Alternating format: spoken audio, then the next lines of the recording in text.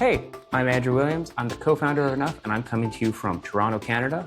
And I'm Daniel James, also a co-founder to Enough, and I am coming from Austin, Texas. And today we are talking about Bryan Johnson and him quitting social media. Bryan Johnson is a Silicon Valley tech entrepreneur, and he's a self-described rejuvenation athlete. He's been spending millions of dollars every year on something called Project Blueprint, and it's an extreme data-driven biohacking experiment to reverse aging. And his goal is to achieve biological immortality. And this man, who measures everything, just announced that he's quitting social media as part of his plan to live more healthily. We've got a clip here for it that we'll play a little bit. In 2025, about half of Americans reduced their social media use because they were experiencing a lack of focus, boredom, and fatigue. I decided to just delete social media for a whole week and kind of just see what happens. There's a sense of clarity that you get when you take a step away from the compulsive checking. Limiting social media use led to reports of people improving their sleep, mood, and overall well-being. Since quitting, I've learned to fill my time with more productive things. It honestly made me feel young again. If you stop scrolling, time goes slower. I don't know how, but it does. To test this myself, I decided to do a 7-day social media fast because I wanted to observe its effects on my mental and physical health. By the end of the week, I uncovered something that triggered one of the single biggest lifestyle changes I've ever made. It had been sitting right under my nose this entire time, slowly killing me for years. So that's a little preview of the full video. And so, Daniel, you sent me this video, and it got us thinking about, okay, like, when did people start wanting to quit technology, and when was the first pushbacks against the internet and our devices? But what did you think of that video? Yeah, before we talk about the past, I'm very curious. I watched the whole video probably twice now. And one thing that stood out to me was that he doesn't really share any data in the end of it. I can't remember. Maybe I'd have to go back and check again. Really. Yeah, so he's just kind of measuring his qualitative experience with quitting his cell phone. And I think that that's cool because it makes it very accessible, which means we don't have to be millionaires or billionaires. We can all just quit our phones and just tell the world how we felt about it, or, tell our spouse or tell nobody, and just enjoy the experience of quitting. But I am curious, what do you think about Bryan Johnson and his journey so far up until this point? So yeah, I've been following him for quite a long time.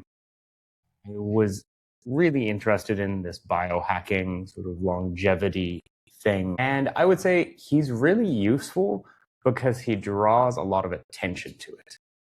Mm-hmm. He is an outlier. He is not your normal. He is a walking, talking experiment.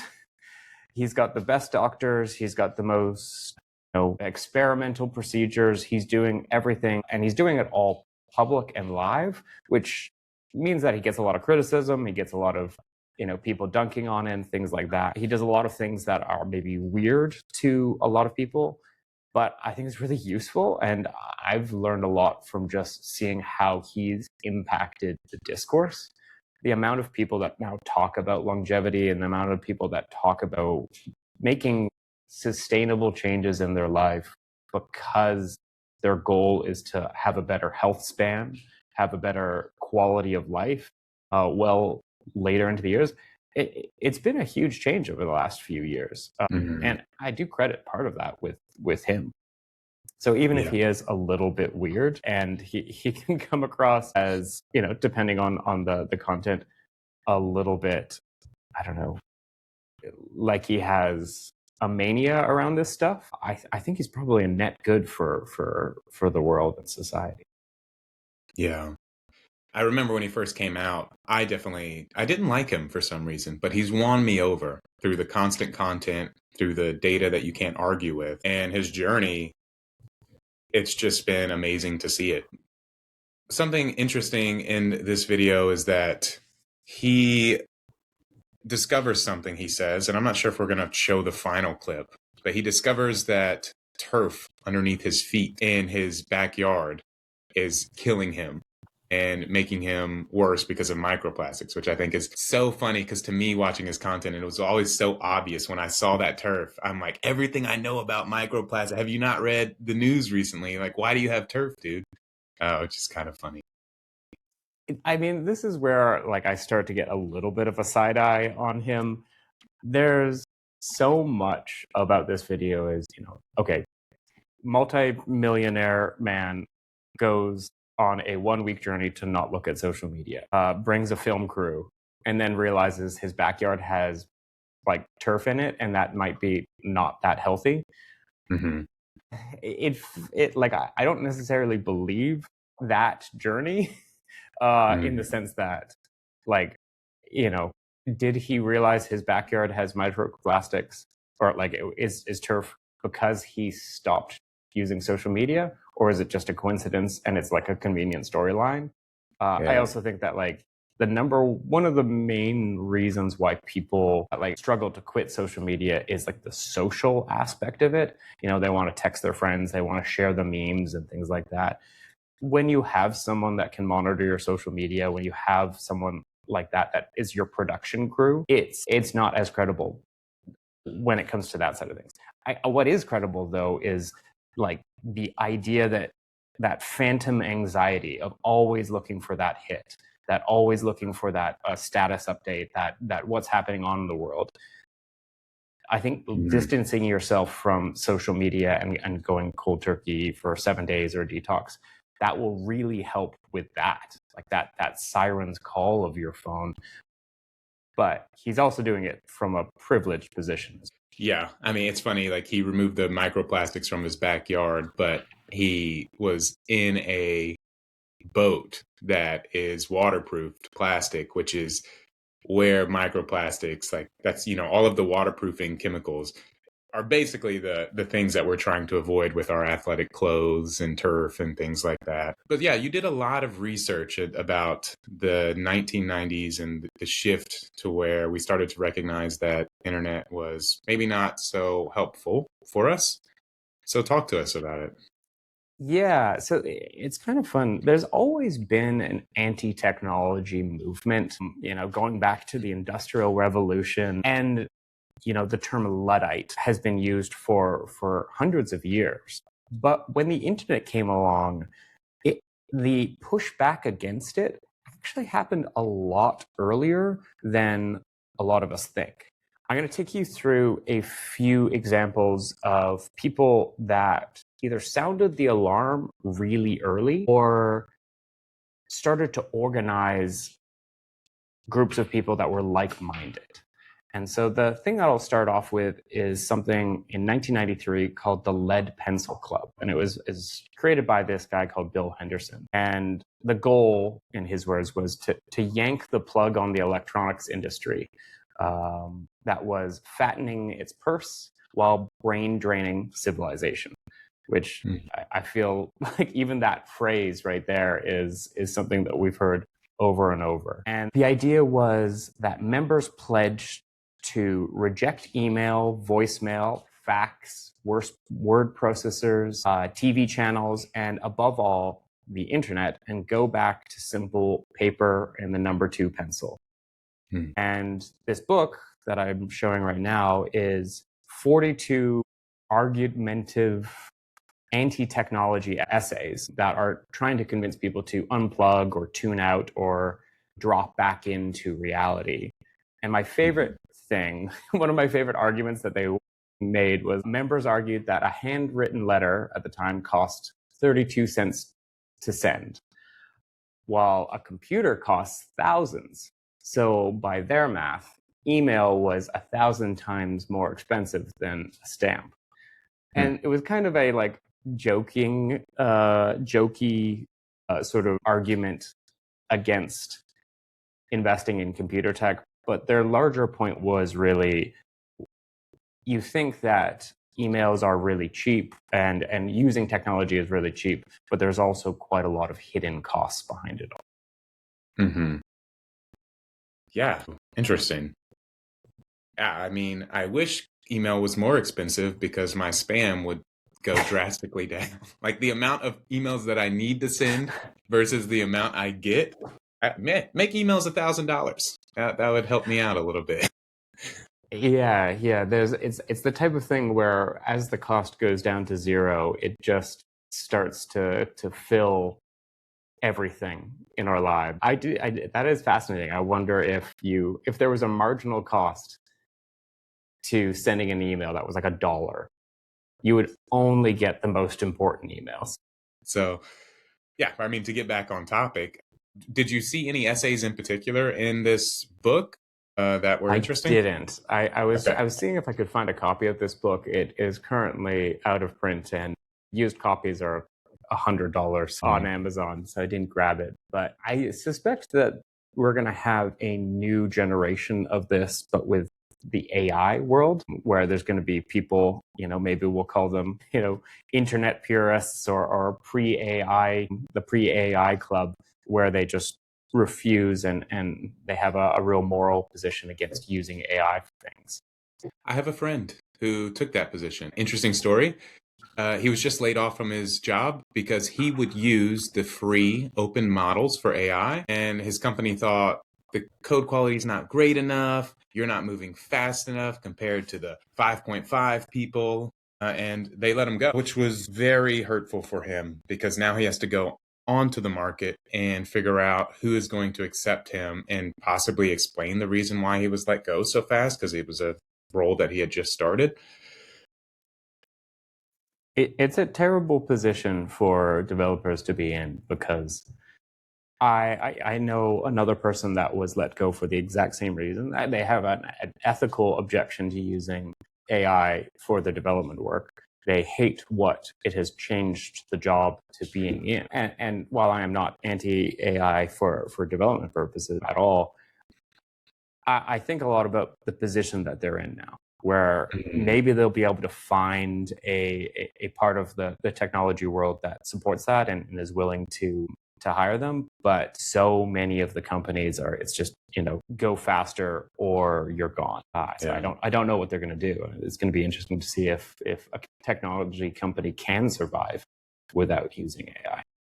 Yeah. Well, I'm the lead iOS developer for our app, the Enough app, which is an app blocker that allows you to block your apps while you're driving or at locations for game nights with your friends and things like that. And I take a hybrid approach to coding our app, which is I go view by view. I try to create as little process as I can around like agents and setting up these complex systems. I don't want to manage the ND files and things like that, just to keep some of the sanity and satisfaction around my work for coding this thing. Like I want to know exactly what the code is doing, even if AI helps a little bit.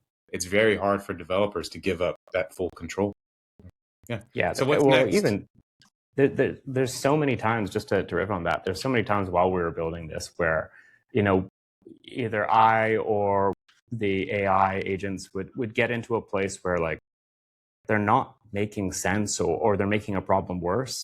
And you would, roll up your sleeves and dive in and actually sort things out.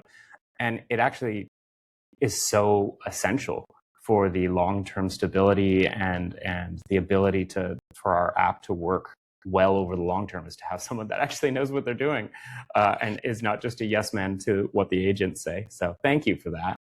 Yeah. I mean, that's the fun part. So the next thing that I want to talk about is a parody that went viral before we even had the term viral. And it was about the creation of something called the internet addiction disorder. And this was in 1995. A New York psychiatrist called Ivan Goldberg wrote up a list of fake symptoms for this thing that he coined as internet addiction disorder. It was kind of making fun of how psychiatry labels everything as a disease. But after he published it, his inbox like exploded with people being like, I have this thing. And so I thought it would be fun to read the symptoms and see how we both score. Okay, so I'm going to go through each of these symptoms. Let's both keep score, 1 point each. And be honest and we'll compare our scores. This is somewhat tongue-in-cheek, but I think you'll find that it's closer to the truth than is comfortable. So the first symptom, tolerance. Needing more and more time online to feel satisfied and getting markedly less of a kick out of the same amount of time. I would say I experienced that. It's not necessarily more and more time online, but it's more and more time these days building something, interacting with the computer, which is like obviously making network calls. And if I go through a certain day and I haven't worked on something or touched my computer at a certain threshold, I definitely feel like I've done something wrong with my life that day. Yeah, I definitely like it, especially when I zoom out of my life. This was a trend where more and more of my time was spent online over the course of my life. And I felt I needed to be spending more time.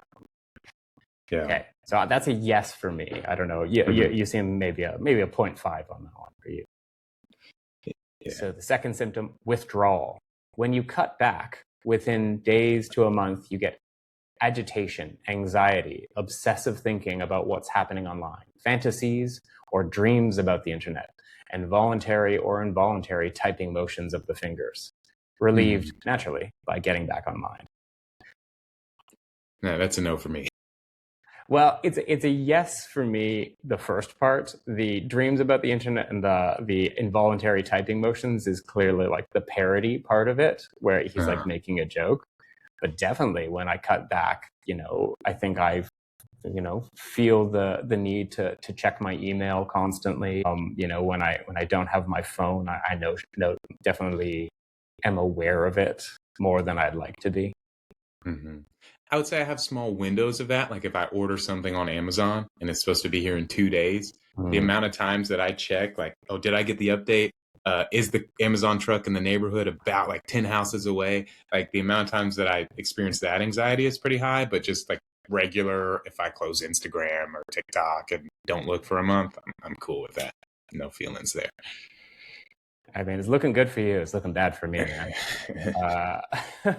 Third symptom, using more than intended, staying on longer or more often than you meant to.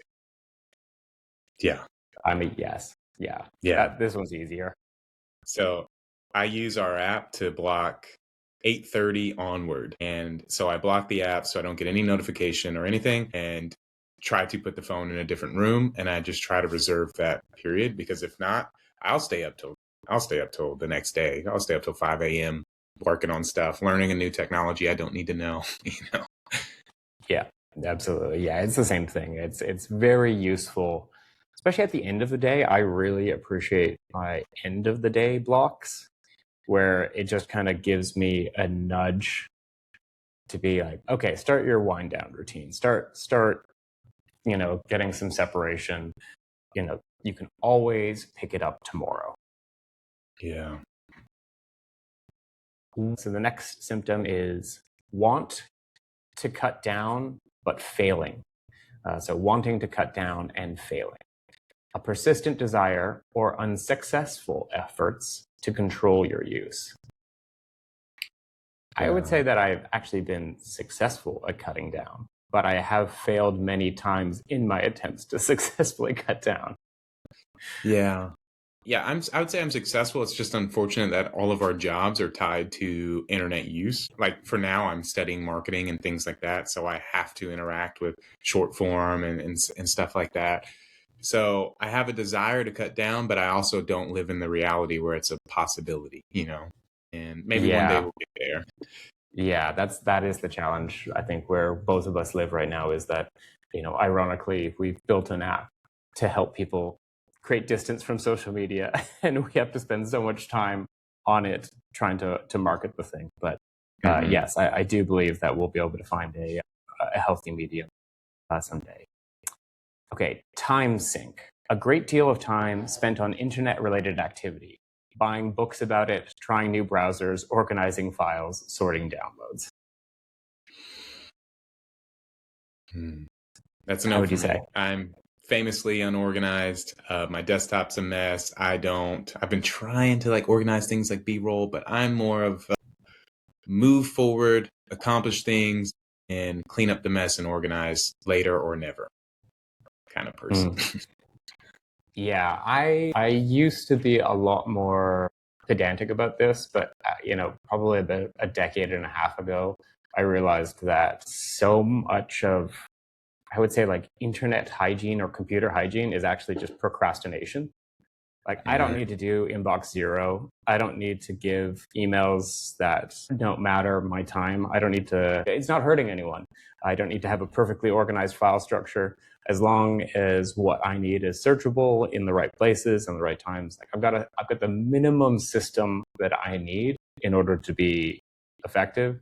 So I don't think I spend actually that much time in the meta analysis of how I use the internet, but maybe that's because we've spent a lot of time in our careers just figuring out what works for us.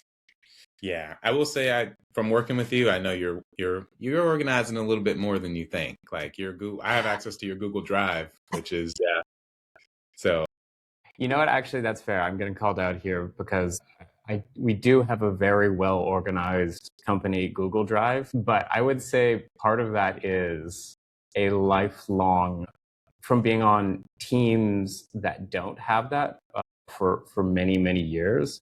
It's really, really annoying for me personally when you can't find the thing. So I have a brain that works it's kind of in buckets. So everything kind of goes in a bucket in my brain. And if I'm creating files, I like to put it in a bucket, which is probably annoying to some people, but it brings me comfort. But I don't spend a lot of time doing it. It just happens at the moment of creation. But you might be putting up a good mirror to me, so maybe this is a little bit more tame for me as well. Yeah. Okay, 2 more to go. Life shrinkage. Giving up or reducing important social, work, or recreational activities because of the internet. I think I've gotten a lot better with this, especially in, my late 20s and early 30s when the height of my social media addiction was there. I definitely think I was trading digital life for actual life a little bit more, but I think I've gotten a lot better. How about you? Yeah, I would say that I'm a bad offender of this rule.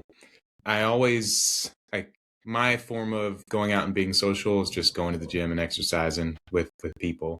Outside of that, I'm not really doing anything except for living a digital world and living with my family and trying to balance those two.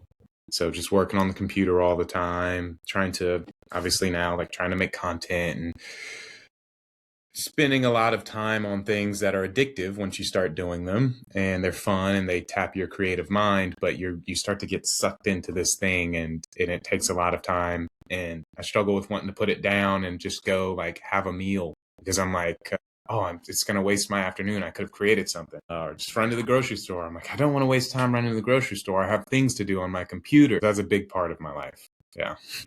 The meals thing is interesting. I remember in university and high school and even like my young adulthood before smartphones were really ubiquitous, I would have books at the dinner table all the time. Like that was how I entertained myself, with a solo meal. I wouldn't have a screen often. I even had like a little book chair so I could read while eating. And I think about that now quite a lot. And I've started to try and do it more and more, which is just if you're going to have a meal by yourself and you want some stimulation, choose the stimulation that is less intense, less digital. It's okay to want to be entertained or to learn something, but try and do it off device. Yeah. Or if it's a device, the type of device that you pick is really important. So I'll block all the apps on my phone with like a quick block for a meal. And then I have e-ink. I have these like e-ink devices all around. There's this one I have in my bedroom. It's really small. It's like half the size of a regular phone. And you can just put a ton of books on it. And so that's what I'll try to go to. Reading something via an e-ink tablet, like say like New Scientist or whatever your favorite news outlet is so much more pleasant and less dopamine inducing when you read it on an e-ink tablet versus a iPad, which has got the ProRes and is all these, deep colors. Those choices mean a lot when you stack them up over, a week or your life. Yeah, we should do an episode on e-ink devices at some point, because it's I've got a very old Kindle, but it's something that I want to start exploring, and I know you've done a ton of exploration with e-ink over the years. So yeah. All right, the final one for all the marbles: using despite harm. Keep going even though it's costing you lost sleep, marital trouble, lateness, neglecting your responsibilities. Yeah. Yeah. This is I'm a total offender of this. I don't even know why this guy wrote it as like a joke, because this is like real. It's one of the biggest problems is, you get stuck on something like a feature in our app or whatever. I'll lose my weekend. I will lose, if I don't set clear boundaries, I'll lose my night. I'll just keep going and going and going until I experience some frustration and either throw it down because I didn't complete it or exhaustively complete it. And the whole process is like, it's not been that fun because of the level that I brought it to, I think it's so funny. So if you think about the context, so this was written in 95, and at that time, internet was about $3 an hour over dial-up. It was expensive, it was slow, you had to really work to overuse it. And this doctor, a little tongue-in-cheek, but also was noticing some real problems. And I think so many of these things are ringing more and more true as they go on. I think 7, like this, using despite harm, is the thing that I've most personally turned the corner on. Is I do have fairly good boundaries around the most important things in my life, which is, I think, like my partnership, like my wife, sleep, and my core responsibilities. So while I'll fray at the edges, people are no one's perfect. I do try and keep some pretty good boundaries around those 3 things, but it wasn't always the way. I see so many people that really struggle with this. They know they have a problem, but they still can't change their behavior, and there's a million reasons for that. And kind of the reason why we started Enough. Yeah, absolutely. So those were the 7 different criteria for this internet disorder. What would you say your score was? Yeah, I think I'm now at like a 3.5, probably. And a good bit of those I can definitely see me experiencing. Yeah, I think I'm around 4. I'm an aspirational 3.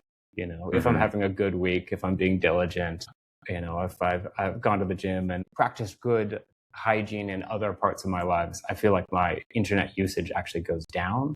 So it's something that I'm always working on. But yeah, it's this.